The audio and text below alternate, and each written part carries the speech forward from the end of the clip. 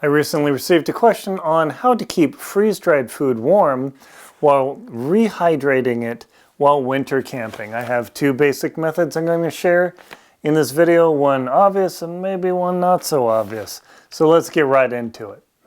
The two methods that I use to keep my freeze-dried food warm while winter camping, because the big challenge is you put your hot water, hopefully boiling hot water if you're not too high altitude, and you seal it up, you fold it over, you think you're all slick, and then you set it down on the ground, and by the time you eat, your food is cold and it didn't rehydrate because the water cooled off so quick because it's minus 20 degrees Fahrenheit or minus 28 degrees C. This doesn't work.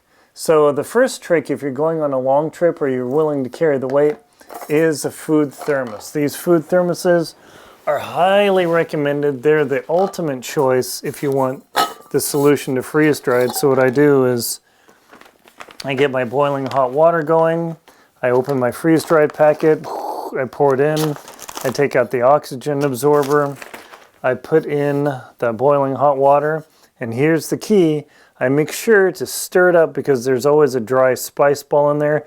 Poke it with your spork, metal, not plastic, get it all swirled around. Get this bad boy all sealed up, and then don't set it on the snow or ice. Make sure to set it on your jacket, on your Z-rest, on your sleeping bag, or even better, in your sleeping bag. Now, there are some dangers with that, is if you have a leak, or you think, oh, no problem, I'll just put this bad boy in here and it falls over, and all of a sudden it leaks, all of a sudden you have frozen chicken and dumplings all over your sleeping bag. Good times. Been there, done that. Speak from experience. So one of the things that you might want to do, just bring a grocery bag if you still can get them, or the heavier ones, whichever, and then simply put your food container in there, plus this adds a little bit of insulation as well.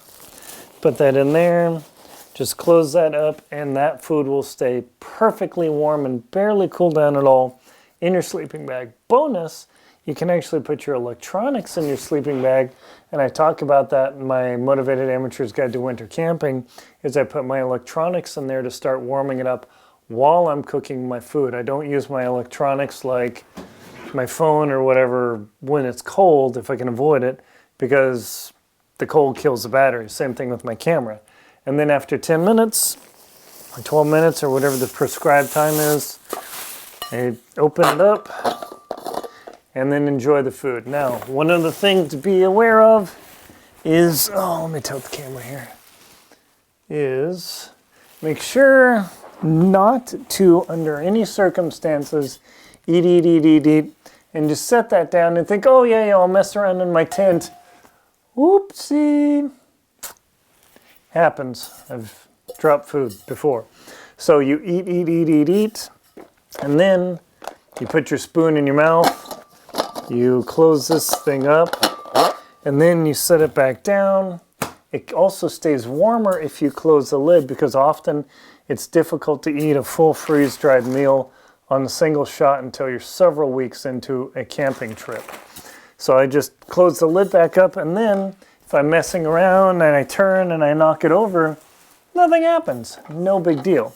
The one downside, or big downsides on this, the threads need to stay completely dry. You need to clean the threads out on the thermos. And oh, this is the Stanley. Stanley's like the thing now, right? And the key, you've got to get this thing cleaned out.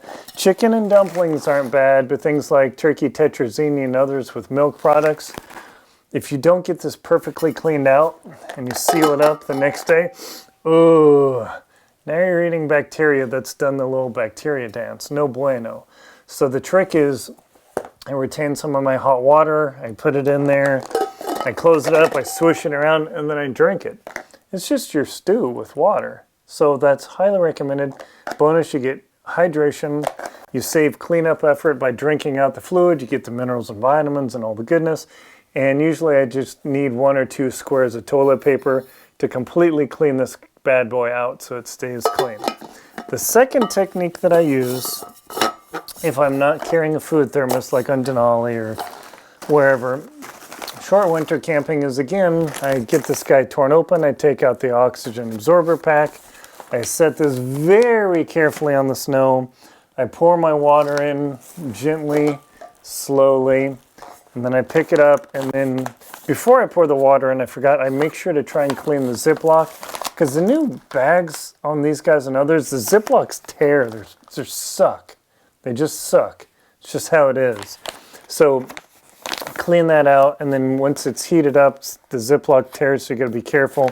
And I get that bad boy folded in, and again, the grocery sack, I get that all sealed in here, and then I very carefully set it upright in, again, my sleeping bag, and just seal that bad boy up, and then don't touch the sleeping bag and just let that cook for a good 10 plus minutes, and it will stay warm. In your sleeping bag totally works. Now the reason I put the freeze-dried in the grocery sack is I have had holes in these things. I've poked the hole because you got to stir up the spice ball with my spork. I've damaged it.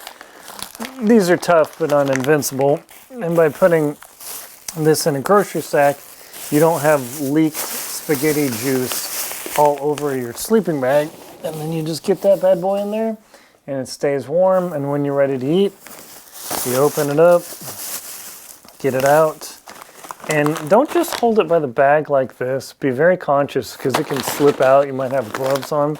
I tend to hold the bag like this on the bottom so it's less likely to tilt over. I've had some tilty issues, but always be aware, thinking, okay, if I don't pay attention for a moment and it slips out, versus here requiring tension, and here it just needs gravity. That's something to think about, and it keeps your food warm. And if you eat halfway down and you're full, just fold this bad boy back up, seal it up again, put it in your sleeping bag, and that's how you keep your freeze-dried food warm. So between the sleeping bag, the grocery sack, and the ultimate food thermos, with its difficulties, that's how I keep my food warm when I'm camping in the winter. Thank you very much for watching. Please leave questions below in the comments. That way I can answer your question and everybody else's. Thank you very much for watching. Please subscribe and support the channel.